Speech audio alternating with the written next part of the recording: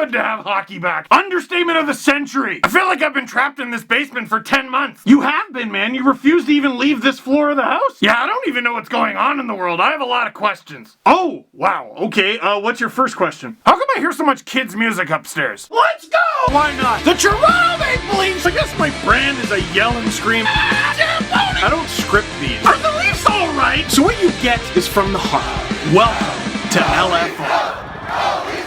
Victory, puppy Ziggy! Come on! Long time back, you gotta do it. No! Oh no, you got it! He broke the treat in half! Victory, puppy power! If this is your first time, welcome. And if it's not, welcome back. Leafs win! 5-4 in overtime over the Montreal Canadiens. Oh, I can't even contain it! My name is Steve Dangle, and this is LFR, aka Leafs Fan Reaction, the 14th season. Seriously. I started making videos on this channel all the way back in October 2007 to talk about and rant about the Toronto Maple Leafs, yada yada yada, and now I'm in Sportsnet commercials. Did you know that it's on? Because it is on. We've tried very hard to get that message across. So I make videos about every single Leafs game, and for the first time in a long time, there was a game last night, and they won it. So let's talk about it. Now, the things that weren't normal about the game were pretty obvious, but the familiarity was there. Oh, to hear Martina Ortiz-Luis sing the national anthem again. You're not gonna believe this, but that is not something I handled with composure. Watching the pregame like, Martina, you're doing great! You'll have to excuse my friend. It's been a very long forever for him. Going through the entire Leafs roster was like reliving a dream as it's happening. Like the Wizard of Oz. TJ Brody was there, and Joe Thornton, and Wayne Simmonds too! And after all that, the lead up, the ceremony, the pomp and circumstance, they did a very silly thing. They dropped a puck and played a hockey game. Any Habs fans watching this video right now, I know you might not be happy about the loss, but come on, it was fun. Every Leafs Habs game, basically every game in the All-Canadian North Division is like that vine of that kid at that party. Hey, let me see what you have! A knife! No! And then it's just 60, sometimes even more, minutes of unadulterated chaos. And I gotta say, at the beginning of the game, the Leafs played nothing but the hits. It's all the things I'm so used to. The Leafs giving up the first shot of the game, Mitch and Austin getting a 2-on-1, and then screaming about the defense. And let me say something before we continue.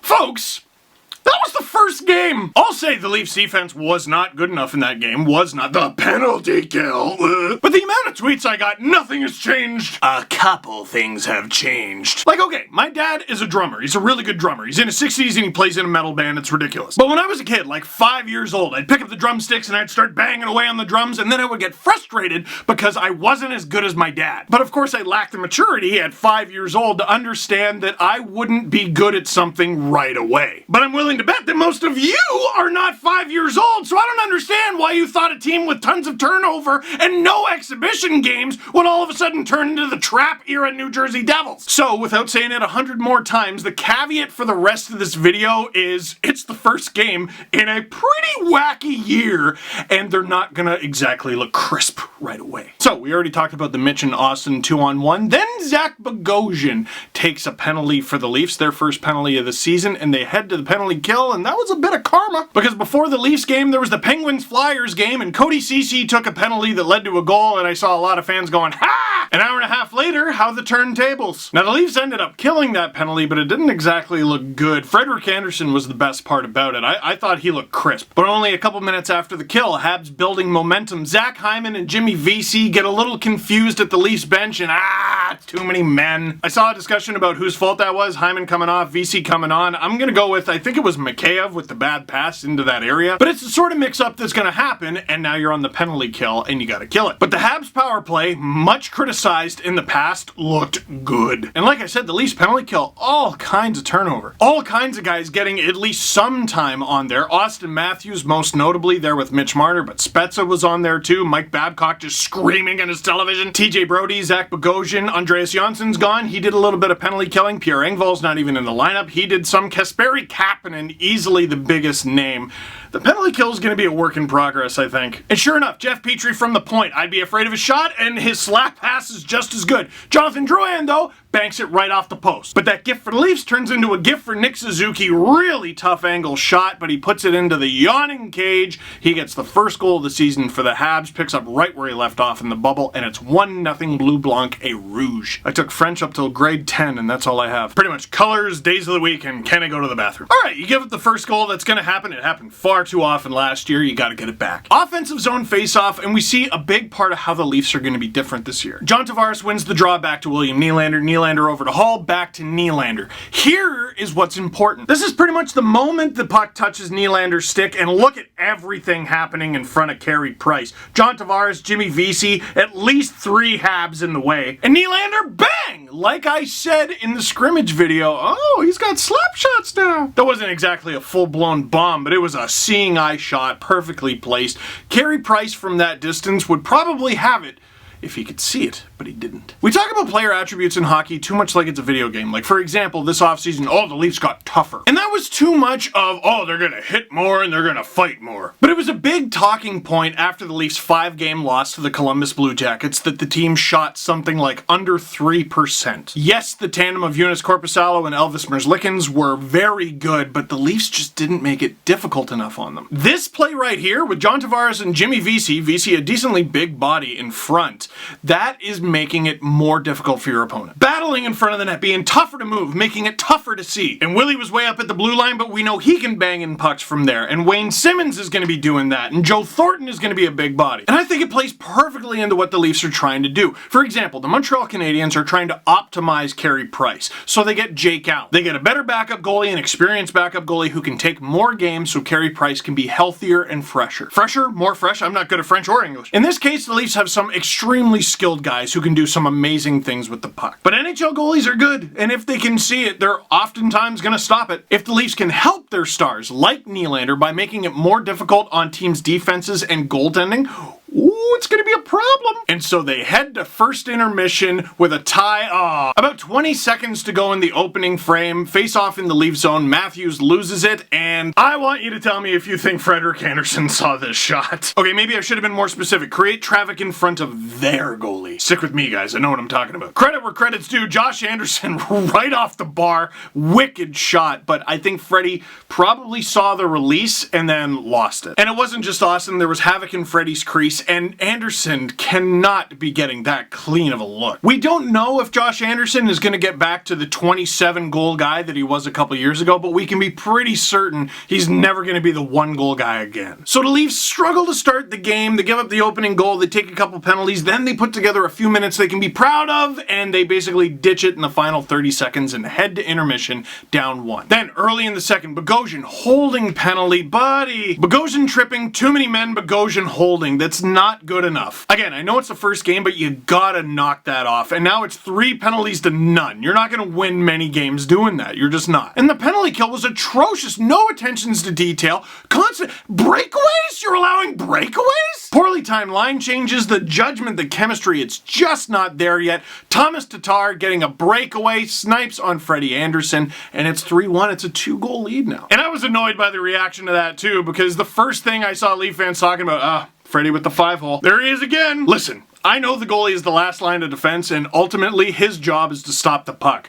But that's what you took away from that sequence? That was a fire drill. He's a goaltender, not a fire marshal. And now the Leafs got to do some digging. And I love what happened next, because this was not the Leafs looking for trouble. Ben Sherratt's cross-checks found trouble, and their name is Wayne Simmonds. There was an actual fight in a Leaf game. Punches were thrown. He went, at the bench afterward. The crowd's going nuts. Well, they were shouting at your TV. I was. And I'm like, ooh, let the Leafs come back right now just for the takes. A distraction from that fight is the Leafs were actually on the power play. They didn't score on it, but they got to build some momentum. And then about 7 minutes later, Josh Anderson takes a boarding call on Jimmy Vesey, all because of Wayne Simmonds' fight. And the Habs kill that off too. But then Nick Suzuki takes a holding penalty against Ilya Mikheyev, all because of Wayne Simmonds' fight. And then 3 seconds later, Shea Weber puck over the glass penalty, all because of Wayne Train Simmonds. Nylander, 5-on-3, time and space, don't give him that snipe. You all apologize to William Nylander right now. He's got the Leafs' first 2 goals of the season, and they're within 1. And then the Leafs still on the power play. John Tavares, the architect, giving the puck to Mitch Marner. He goes to the front of the net. Marner to Tavares, perfect tip, and all of a sudden it's a tie game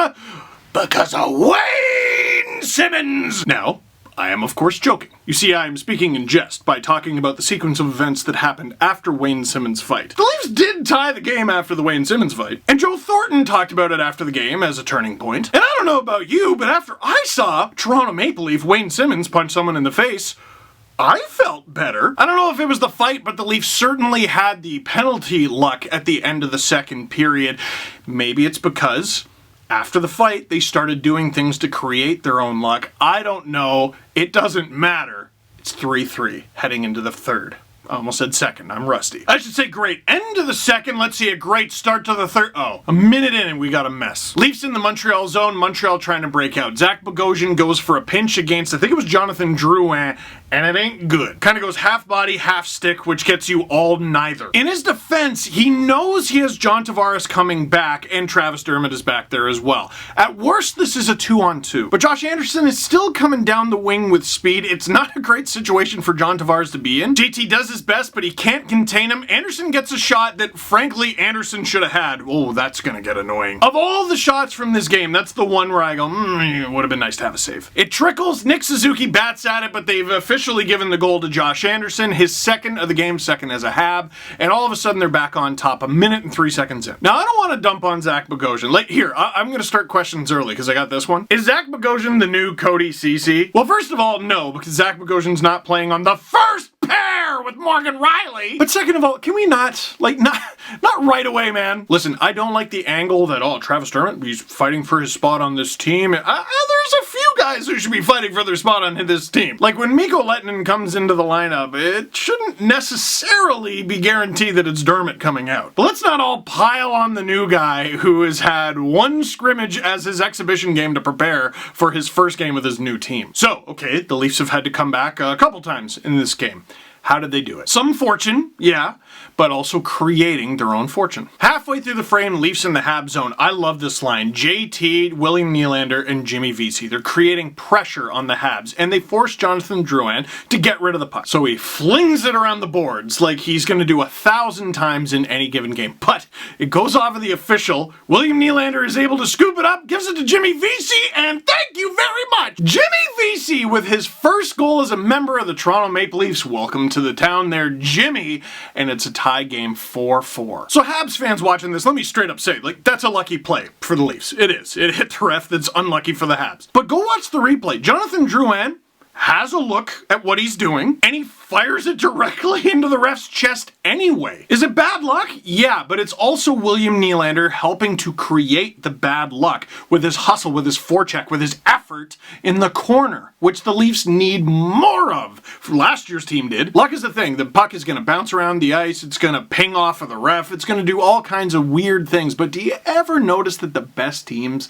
always seem to be lucky? It's a video on the Leafs YouTube channel right now. It's Sheldon Keefe talking to the whole team about winning habits. William Nylander's work in the corner. It's a winning habit.